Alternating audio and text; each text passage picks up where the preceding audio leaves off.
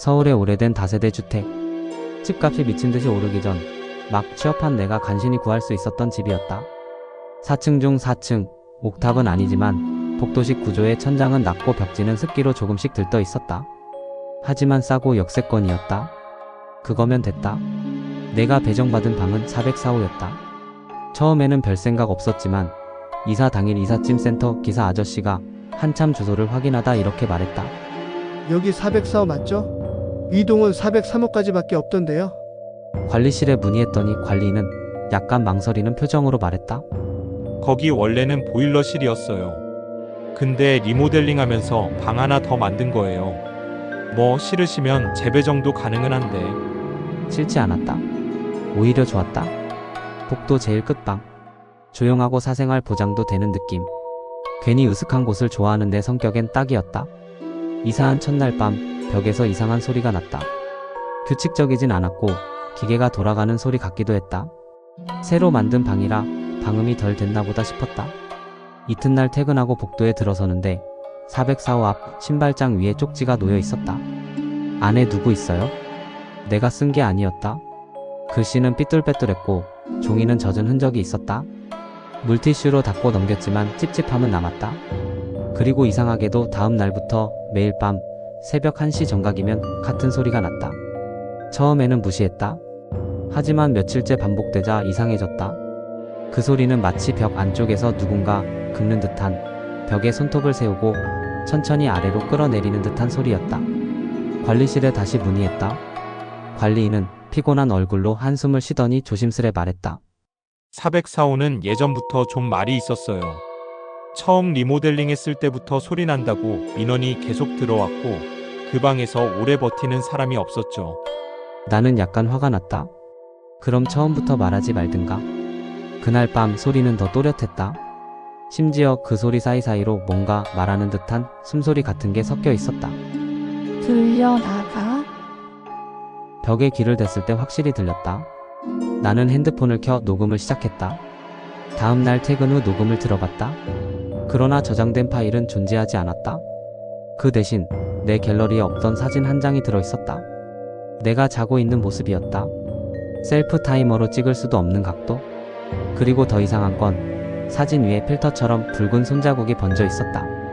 나는 그날부터 거실에서 잤다. 방에는 들어가지 않았다. 며칠 후 건물 전체 전기가 나갔다.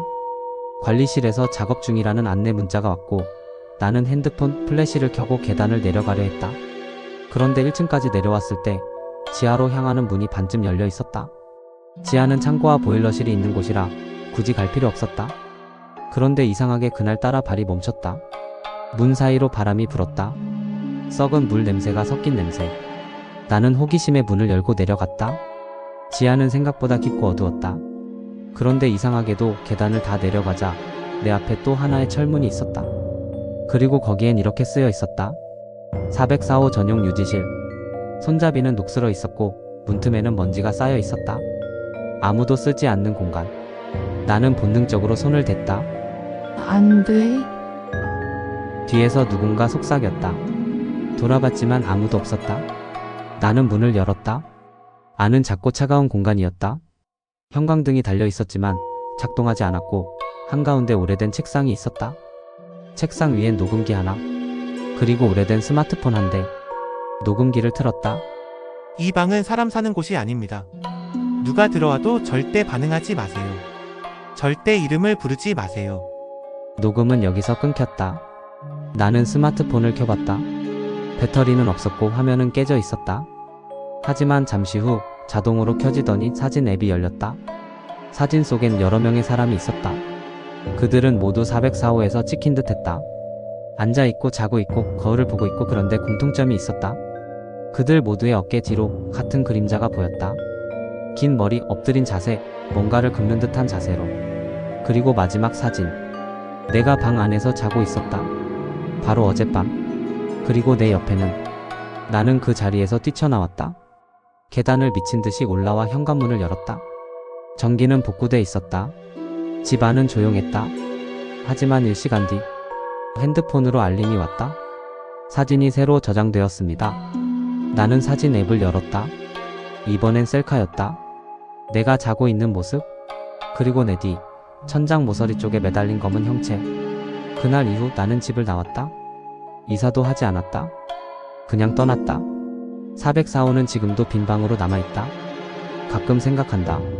내가 그날 지하실 문을 열지 않았다면 어땠을까?